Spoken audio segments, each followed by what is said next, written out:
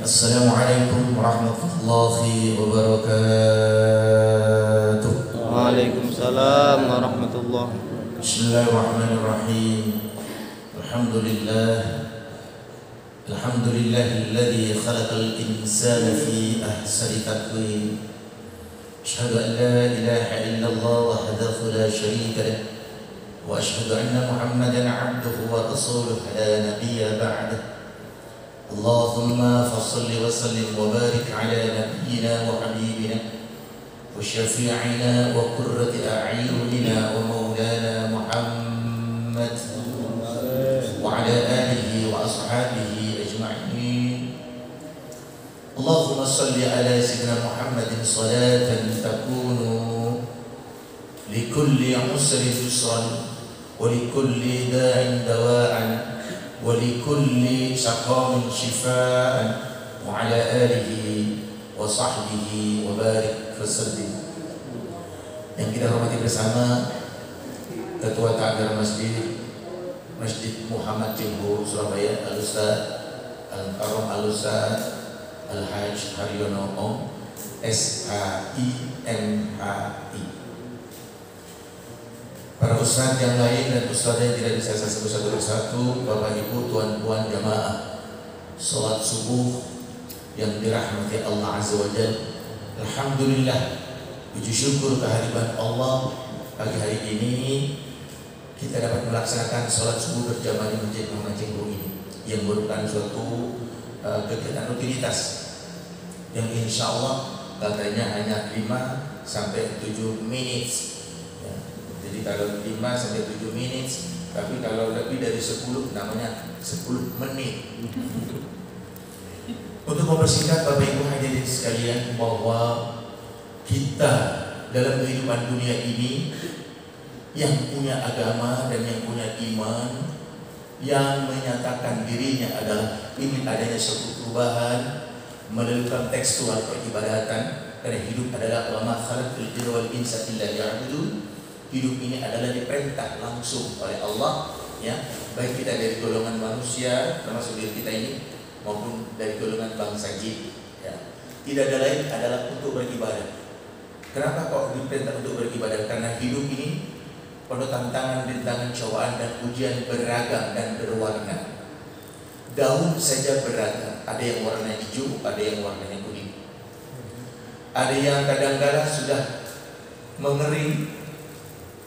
Ada air itu tersebut, air maksudnya asin, ada yang tawar. Di sini keragaman dan perbedaan kadang-kala muncul dalam diri kita, terutama makhluk yang bernama manusia. Nafsu yang selalu dikedepankan, karena nafsu manusia ini adalah inna nafsa la'amaratun bisyuh. Nafsu kita ini adalah selalu identik mengajak kepada bisyuh, keburukan, kejelekan, negatif, selalu suudzon kepada siapapun, lingkup, keluarga, tetangga, organisasi, bahkan bangsa dan negara. Bapak dan Ibu yang dirahmati Allah, kita melaksanakan ini semua maksudnya apa? Maksudnya ada suatu kedamaian, ketentraman dan kenyamanan. Kedamaian dan ketentraman dalam kehidupan ini yang penuh liku, ragam dan warna ini, bila mana kita tidak berupaya dan berusaha, yang disebut usaha dan upaya ini adalah jihad. Jihad itu bukan ambil pedang saja, itu dulu, ya, karena memang diserang, bukan menyerang. Jihad kita ada bagaimana melawan perasaan telmus. Telmus itu bahasa Inggris, Ustaz. Bahasa Maduranya itu telmus itu malas. Bahasa Inggris itu telmus, bahasa Maduranya malas. Menghadapi tantangan-tantangan yang sedang datang dalam kehidupan diri kita sebagai manusia, makhluk dunia yang bernama manusia, yang paling disempurnakan ciptaannya oleh Allah, sehingga diri kita ini selalu berpikir bagaimana yang terbaik dan bagaimana menciptakan yang baik. Bagaimana kita meraih suatu keharmonisan dalam hidup, sehingga diri kita ini kontekstualnya dari kehidupan antar sesama manusia, terutama apalagi juga antar sesama makhluk, rukun, aman, damai, walaupun walaupun ada perbedaan baju dan warna. Lantas agama apa tujuannya dia? Agama tujuannya bukan untuk menyalahkan. Agama adalah untuk mengarahkan dan membina diri kita. Karena dawuh atau sabda Rasulullah, ad-dinun nasihat. Agama itu adalah nasihat. Agama itu adalah pitutur, mengarahkan bukan menyalahkan. Ya, membina bukan menghina. Pemirsa, Bapak Ibu, tuan-tuan yang dirahmati Allah, Allahumma shalli ala sayyidina Muhammad. Sehingga di sini kita membutuhkan dan memerlukan suatu hubungan keharmonisan yang sangat konkret, yang nyata dan fakta. Intinya hubungan ya ini berarti adalah akhlak. Komunikasi berarti adalah akhlak. Bagaimana untuk membina hal yang demikian, untuk meraih sesuatu yang sangat indah dalam kehidupan. Karena banyak orang menginginkan keindahan, kenyamanan dan ketentraman, bahkan keberhasilan melaksanakan sholat, tapi tetap saja goncangan, kegelisahan, keresahan, emosi bukan semakin hilang, tapi semakin datang. Kita belajar ilmu agama maunya supaya semakin mengerti dan faham gerak dan langkah menuju Allah. Tapi justru sebaliknya, semakin mengerti agama semakin congkak dan sombong karena merasa dirinya adalah orang yang pintar. Yang lain dianggap rendah. Bagaimana caranya? Dekati Allah. Dengan cara mendekati Allah, istilah umum yang selama ini kita dengar adalah hablum minallah. Hubungan kepada Allah. Kita adalah makhluk yang diciptakan oleh Allah. Ya ayyuhan nasu ubudu rabbakum alladzi khalaqakum walladzina min qablikum la'allakum tattaqun. Allah. Tujuannya di sana ya. Kita diperintah oleh Allah beribadah. Maksudnya bagaimana? Ibadah sekarang itu kita pikirkan dulu. Bagaimana hubungan kita antara makhluk dengan Allah, dengan Yang Maha Pencipta? Karena agama tadi katanya adalah untuk mengarahkan. Agama katanya adalah untuk mengarahkan diri kita, manusia, jiwa dan raga ini, agar selalu terkontaminasi dengan yang baik, dengan yang positif, terutama kepada Allah. Bagaimana yang disebut hubungannya kepada Allah? Apa kita harus melaksanakan sholat di atas saja terus menerus? No. Hubungannya kepada Allah, pembinanya diri kita kepada Allah, membina diri kita kepada Allah bagaimana? Kita sadar bahwa kita makhluk yang diciptakan oleh Allah. Berarti apa? Kita membutuhkan Allah. Kita akan kembali kepada Allah, ilaihi raji'un. Kalau sudah sadar dan tahu kita akan kembali ke hadirat Allah, berarti kita butuh Allah, hubungan supaya tetap baik. Allah sangat baik, Allah sangat mencintai, Allah mencurahkan keberkahannya, Allah menolong diri kita dalam hidup, sangat membutuhkan Allah. La'allakum tuflihun wa la'allakum turhamun. Maka yang pertama, hubungannya kepada Allah, apa yang sekiranya Allah itu suka. Intinya, ayyul amali ahabbu ilallah. Amalan-amalan apa yang sangat dicintai oleh Allah, terutama supaya tetap terkontaminasi hubungan ini dengan Allah. Yang pertama adalah bila mana kita dipanggil oleh Allah melalui as-salat. Ya, sekali lagi, bila mana kita dipanggil oleh Allah melalui as-salat, maka as-salatu ala waktiha, salat tepat pada waktunya. Tinggalkan semua kesibukan. Sekali lagi, tinggalkan semua kesibukan. Kalau memang cinta supaya keharmonisan dengan Allah dan kepada Allah tetap terjalin dan terjaga, jangan pernah mengabaikan. Terutama sholat, begitu dipanggil, bahkan sebelum dipanggil kurang 5 menit, kurang 10 menit, lihat itu di Mekah. Bagaimana? Kurang 10 menit, kurang 15 menit, kurang 20 menit sudah ditutup semua toko. Ya. Semua yang mau beli, yang mau belanja ditolak. Karena kita tiba saatnya untuk menghadap kepada Allah, menghadapkan wajah kita pada wajah Allah. Dan apapun dan bagaimanapun, kalau kita sudah hubungannya kepada Allah tetap terkontaminasi apa? Jiwa ini, batin ini, rasa ini, roh ini, maka begitu dipanggil oleh Allah, tanggalkan dan tinggalkan, jangan melulu waktu. Kita mengaku dan menyadari sebagai umatnya Nabi Muhammad kan, kita diancam. dalam Al-Quran. Fawailul lil muslimin alladzina hum an salatihim. Kita diancam neraka well. Sangat berbahaya orang yang melaksanakan sholat dan Bu. Umatnya Nabi Muhammad, umatnya Rasulullah yang berikrar beriman dan bertakwa diancam neraka well yang melaksanakan sholat. Yang melaksanakan sholat diancam aja. Yes. Apalagi yang nggak sholat. Yang sholat yang bagaimana maksud? Yang mengulur-ulur waktu, mengabaikan. Waktunya sholat tiba, nanti masih bekerja, tak tutup, tak selesaikan. Nyuci baju tak selesaikan, masak nasi tak selesaikan. Wallah, kalau ingin ada satu perubahan, keharmonisan kepada Allah dijaga, hubungannya kepada Allah dijaga, akhlaknya kepada Allah dijaga. Begitu dipanggil oleh Allah hayya 'alas shalah, maka as-shalatu 'ala waqtiha. Apapun dan bagaimanapun lakukan, coba. Benar nggak ada perubahan? Paksa awalnya, paksa, terbiasa. Kalau sudah terbiasa, masya Allah, itu awal. Ya, kalau memang supaya diri kita ada hubungan khusus, kontaminasi khusus, ya, pembinaan khusus, maka sholat ini tolong karena hanya 5 waktu.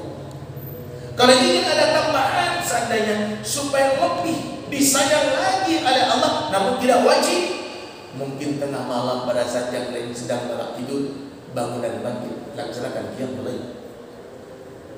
Walaupun hanya mungkin 1 salam, ya, sekali lagi, walaupun hanya 1 salam, yang penting istiqomah. Benar gak ada 1 bulan, buktikan saja.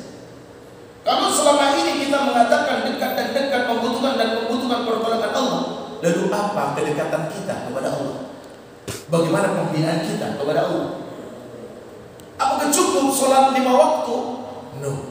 Kalau seandainya diri kita melaksanakan as-salat, melaksanakan qiyamul lail, melaksanakan sholat duha dan lain sebagainya, akan tetapi hati masih ada kegoncangan, berarti panjangan cara menyembahnya, cara doanya, cara zikirnya salah. Karena sholat itu adalah zikir, sholat itu adalah doa. Salah di mana?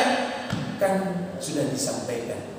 Wasta'inu bis-sabri was-salah wa innaha lakabiratun illa 'alal khashi'in. Yang khusyuk.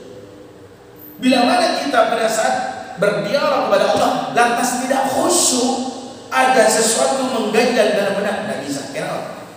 Kita melaksanakan Allahu Akbar, masih ingat rumah, Allahu Akbar, masih ingat hutang, Allahu Akbar, masih ingat pekerjaan, Allahu Akbar, masih benci kepada. Jangan harap bisa sampai ke hadapan Allah. Jangan bisa. Masih banyak kendala-kendala yang harus kita selesaikan dan harus kita benahi. Jangan pernah menyalahkan orang lain, apalagi menyalahkan Allah. Menyalahkan orang berarti telah menyalahkan Allah. Loh, saya ini sudah sholat kok, saya ini sudah tahajud, saya ini sudah sholat duha, bahkan saya menambah dengan sholat tasbih dan lain sebagainya. Kenapa ya? Kok masih ada kegoncangan dan permasalahan problem? Pasti kalau masalah permasalahan dan problem itu pasti.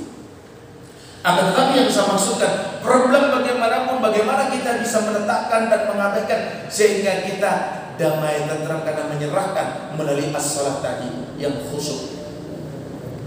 Ya, ini mengingatkan ini kuliah subuh ini sudah diwanti-wanti oleh Ustaz Aryono, jangan lama-lama. Karena ini nanti juga dimasukkan ke YouTube. Ini yang pertama. Jadi hubungannya kepada Allah coba dirubah. Ya, gelombang dan volumenya dirubah. Selama ini yang saya perhatikan, maaf ya, yang saya perhatikan, panggilan bila mana butuh Allah, luar biasa istiqomahnya. Duhur, asar, maghrib, isya, syukur, istiqomah, bahkan berjamaah.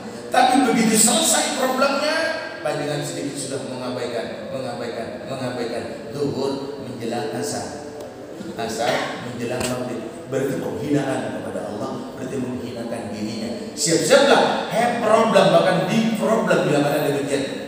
Karena telah mengikrarkan sebagai umatnya Nabi Muhammad yang patuh dan taat, yang akan mengikuti petunjuk dan perintah apa yang diberikan oleh Allah. Maksudnya Allah Memerintahkan as-shalah ini kan sudah jelas. Inna sholata tanha 'anil fahsya'i wal munkar. Maksudnya Allah itu sayang supaya terkontaminasi dengan kedamaian dan ketentraman. Kedua, hablum minan nas untuk membersihkan. Bagaimana Kiai agar kita antar sesama manusia ini hubungan tetap baik dan selalu baik, walaupun teman ini kadang-kala omongannya nyengol, omongannya kasar, kadang-kadang cewek Kiai ya selalu kalau ada sesuatu minta, tapi kalau dia punya nggak pernah mau bantu atau saling apa namanya saling Gotong royong. apa namanya itu. Kalau punya barang tuh lihat duit saling ngekei mau itu Pemberi. ya sih sudah saling memberi ya itu bahasa Madura itu ya. Jadi intinya adalah kalau ingin antar sesama manusia ini hubungan tetap terjalin baik, komunikasi baik, sehingga segala sesuatu keberkahan selalu tercurah datang dan datang, maka awali dari diri kita. Awali dari diri kita. Jangan pernah menyalahkan siapa, teman, kawan, apa, apalagi menyalahkan dia. Jangan pernah. Ya. Apapun, maka awali dalam diri kita. Bagaimana maksudnya mengawali dari dalam diri kita? Sadari bahwa manusia tidak ada yang sempurna. Sadari bahwa manusia kehidupan ini adalah beragam dan berwarna. Sadari bahwa dalam kehidupan ini terutama manusia ada perbedaan yang tidak harus sama dengan diri kita. Ini harus. Buktinya Islam saja. Yang Muhammadiyah, yang NU, yang ini, yang katanya satunya aku paling benar, aku paling Al-Quran, aku paling hadis, yang ini nggak bisa. Ini adalah doa, ini nggak bisa diterima. Korup. Kan sesuai dengan hadisnya datang. Cara mengartikan dan menafsirkan Al-Quran wa sunnah Rasulullah Muhammad SAW, jangan menggunakan kata-kata kuat. Harus betul-betul fleksibel, luas and luwes. Karena agama bukan untuk menjatuhkan dan untuk menakut-nakuti, bukan. Antar sesama manusia kalau ingin hubungan tetap terjalin dengan baik, salahkan diri kita, sadari benar bahwa dunia ini beragam dan ada satu perbedaan. Bila mana tidak sama, jangan langsung menyerang. Oh iya ya, aku pengetahuanku mungkin lagi sedikit, beliau atau mungkin luas, sehingga aku harus memaklumi bila mana ada perbedaan, ketidaksamaan pandang, ketidaksamaan dalam menafsirkan, ketidaksamaan wacana, ketidaksamaan umur, ketidaksamaan lingkungan dan lain sebagainya. Segera kami sehingga tidak emosi diri kita. Kalau melihat orang lain dianggap salah, dianggap keliru, dianggap tidak sesuai, panjenengan walaupun ibadahnya rajin, kadang-kadang emosi. Kalau sudah emosi, panjenengan semua amalan itu terbakar. Karena emosi itu api, berarti membakar semua amalan-amalan yang telah dibangun dan dilakukan selama ini. Rugi. Wallah rugi. Makanya banyak orang yang melaksanakan gerakan-gerakan tapi tidak pernah menemukan ketentraman dan kedamaian, karena diri kita tidak pernah menyalahkan dirinya, yang ada hanya menyalahkan orang-orang. Padahal al-insan ma'al khata'. Allahumma sholli ala sayyidina Muhammad. Allahumma sholli alaihi. Setelah kita menyadari benar perbedaan dalam kehidupan, jadi tidak mudah menyalahkan siapapun. Intinya jangan pernah menyalahkan, begitu ya. Jangan pernah menyalahkan siapapun dalam hidup, ya. Dan jangan pernah merasa paling baik, paling benar, paling alim, paling orang. Jangan, itu sombong, itu angkuh. Jangan. Tunjukkan bagaimana menyenangkan orang, ngewong, menghargai orang. Perbedaan ini harus pasti akan ada dimanapun, di Arab, di Indonesia, di mana pasti akan ada, pasti akan muncul problem yang pasti akan muncul. Sadari itu, segera salahkan diri kita. Oh iya kan, aku lagi kurang dewasa. Kenapa aku masih merespon hal-hal yang seperti ini? Selanjutnya bagaimana? Selanjutnya jangan diri kita manusia yang mengaku umatnya Nabi Muhammad yang sholat rajin dan lain sebagainya minta diperhatiin, minta diri kita dihargain, minta diri kita diorangkan. Karena merasa diri kita punya titel, punya kedudukan, punya pangkat, darah biru dan lain sebagainya. Jangan hindari itu. Turunan wali, turunan kiai, jangan hindari itu. Kan sudah tahu yang tidak perlu saya sampaikan ayatnya. Ya. Intinya Pada saat diri kita menghadapi permasalahan, segera cek and recheck kepada diri kita. Oh iya, aku hanya minta dihargai, tapi tidak pernah memberikan perhatian dan menghargai kepada orang. Cobalah mendahului menghargai orang, memberikan perhatian kepada orang. Contoh begini, tidak usah jauh-jauh. Ada teman sakit, ini dekat deh ya. Begitu mendengar, pengen kontak kepada teman yang lain. Aku mau ke rumah sakit, melok mojoku, melok. Wah, kok gak duit, gak duit. Yang utama itu adalah diri kita datang, itu sudah top, melebihi daripada duit. Mau banget. Oke, datang, menyenangkan beliau. Bahwa beliau atau mereka tidak sendiri, ternyata aku punya saudara. Jangan hanya minta diperhatikan, tapi perhatikan orang. Karena semua akan flashback, berbalik kepada diri kita. Jagung yang ditanam akan tumbuh jagung. Jeruk yang ditanam akan tumbuh jeruk. Inilah sebenarnya konteks kalau kita melaksanakan semua ini. Kalau hanya ritual rutinitas sholat, tapi tidak berubah emosinya, kesabarannya, lomannya, ya, buruk sangkanya, untuk apa melakukan itu semua? Toh kita tetap terancam oleh neraka. Karena yang akan diterima oleh Allah dan kembali daripada Allah bukan karena banyaknya salat, bukan karena banyaknya langkah-langkah, tapi bagaimana mempertahankan kejernihan supaya orang merasakan nyaman. Begitu juga sebaliknya. Jelas kan dia ayat Tuhan nafsul mutmainnah irji'i ila rabbika radiyatan mardiyah. Yang jernih, yang tenang, yang damai, yang tentram. Kalau diri kita ingin menenangkan, katanya aku menyembah kepada Allah, aku berbuat baik kepada Allah, aku selalu bersama Allah, maka berbuat baiklah antar sesama manusia di mana panjenengan berada. Orang lain tidak suka kepada saya, kayak biarin. Jadi kita berbuat baik kalau memang kita mengenal Allah. Ya, biarin. Orang itu sudah memfitnah saya, biarin. Karena waktu nanti yang akan menjawab semua bila mana banyak. Inilah sebenarnya nuansa ibadah itu seperti itu. Bukan terus kemudian sholat, bukan.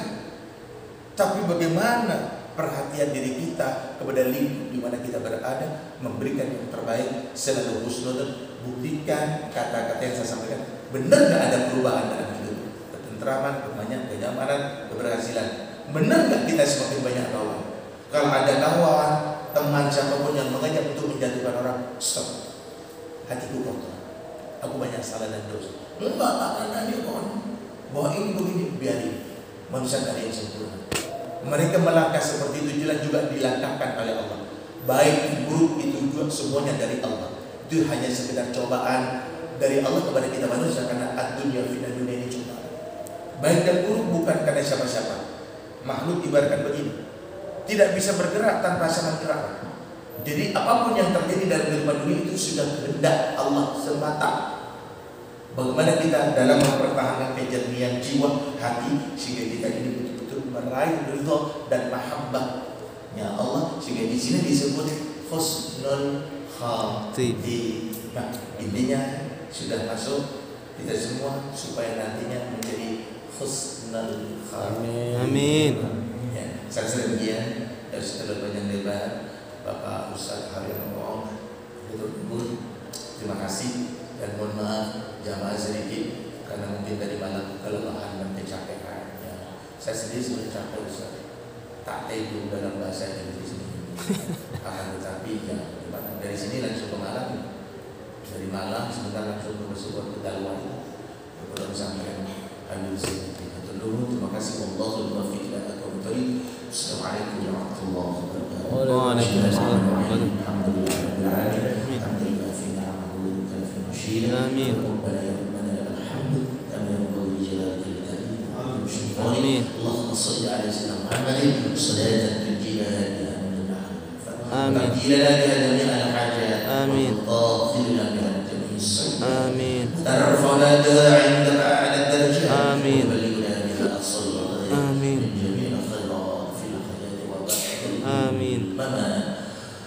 Allahumma ya dayyan ya dayyan ya dayyan ya dayyan ya qawiyul adu ya karim anta fadla man anzala bil haqq ya rahman ya rahim ya mannan ya hannan ya Allah ya Allah ya jabbar ya qahhar ya Allah ya rabbana ya يا رب العالمين. اللهم لا تدع لنا في مقامنا هذا آمين. ذنبا إلا غفرته ولا حمدا إلا فرجته آمين.